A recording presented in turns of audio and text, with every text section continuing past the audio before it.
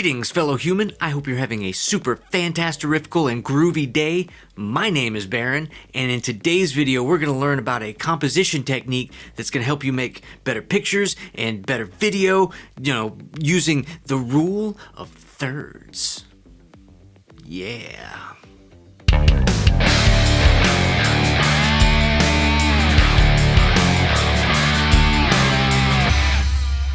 The rule of thirds is a ridiculously helpful theory, tool, guide thing that you can use that's going to improve your composition or your framing of your photos or videos. Essentially, it means you're going to take the subject, move them off center so you can show them in the environment so they can see the subject interacting with the environment, and then someone's going to see your photo and or video and they're going to say, "Wow, what a wonderful photo and or video. That looks great. You've got the eye. You're amazing at what you do." The rule of thirds is a technique that's been used for a really, really long time, like way back in the day, like before television and before cameras and photographs. They were painters, and they said, "I'm going to place something on the third," because, painters were, they were crazy. They took chances, man. But we've seen the rule of thirds so often that we're almost conditioned to see an image and find it pleasing if it's following the rule of thirds. So let's put the rule of thirds into action. Most cameras nowadays have an option in their menu systems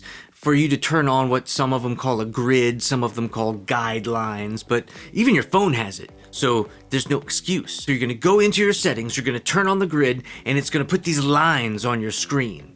You're gonna have two lines that go up and down, you're gonna have two lines that go back and forth. The vertical and the horizontal, because, that's the technical term. And it divides the frame up into 9 equally sized little rectangular things. It looks like one of those tic-tac-toe thingies that you did when you were little. The game had the X's and the O's. Why do they call it tic-tac-toe? Would you want a tack in your toe? Did you step on the tack and it went into your toe? What a weird name for a game. So where these lines intersect, those are the focal points. That's where you want to put your subject so that the viewer knows where to look. If the subject is put in the center of the frame, then the viewer's eye is less likely to look at the background because it's going to look right at the view. It knows what to look at, and it's like, rah! But if you place the subject on the third, the viewer's eye also knows where to look, but it also is going to rove a little bit. You get to show the subject in relationship to the environment that they're in. That way the viewer gets to say, hey, they're in a room. They're talking about things. There's a picture on the wall. That picture's unimportant. I better focus on what they're saying. So you're going to focus the viewer's attention even more by moving them onto the third. For example, take a look at this shot. In this shot, I'm right in the middle of the frame, and it looks fine. It's not terrible, but you're not going to really look. You're going to say, hey, look, he's in the middle of the frame. Now in this clip, I haven't moved. The camera moved and put me on the third. Now you can see me in context with my environment. So the viewer can look and see how, where I am. And there's more information there for them to absorb with their viewing orbs, which is, it's more engaging. Now they're interested now, man. I've grabbed them. Because of the third. And what if you have two subjects in the frame? Well, you've got more than one intersecting point, so you can put one of the subjects on one intersecting point and the other subject on the other intersecting point. What? Look, it's engaging. They're in an environment. Good stuff. Now another fun trick with the rule of thirds is you got these little horizontal things going across like this. This is helpful in a couple of ways. First of all, you got straight lines already on your screen to help you line up the shot, and so you can tell if you're all wonky and stuff. Nobody likes a wonky shot. Wonky is a fun word too. Where did that word come from? English is weird. In this clip, notice how I've lined up the horizon so that it only takes up the bottom third of the image, and I've got a lot of room for the viewer to look at the subject, who I also placed on the third. Now this clip's a little different. I moved the horizon up to the other line, and I still have the subject on the third. And what an awesome subject that guy is. Man, he sure is awesome. There's just all kinds of awesome over there. Got a big ego though. It's huge. Look at the size of that guy's ego. It's like the size of Wisconsin. Probably likes cheese. When you move your camera in closer to your subject, you want to make sure you're putting one of the eyeballs on the third. See, kind of like it is right now. See how I did that? Oh yeah, now you know my secrets. Shh.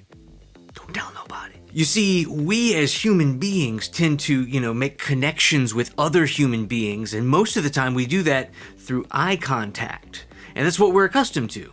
It's part of like just how we look at people, right? So when you put the eye on one of the focal points, it could be that one or that one or that one or that one. Doesn't matter. If you put it on one of those, we know where to look because we've been conditioned to the rule of thirds, and then we're making eye contact so that your viewer is actually connecting with your subject, which is very powerful.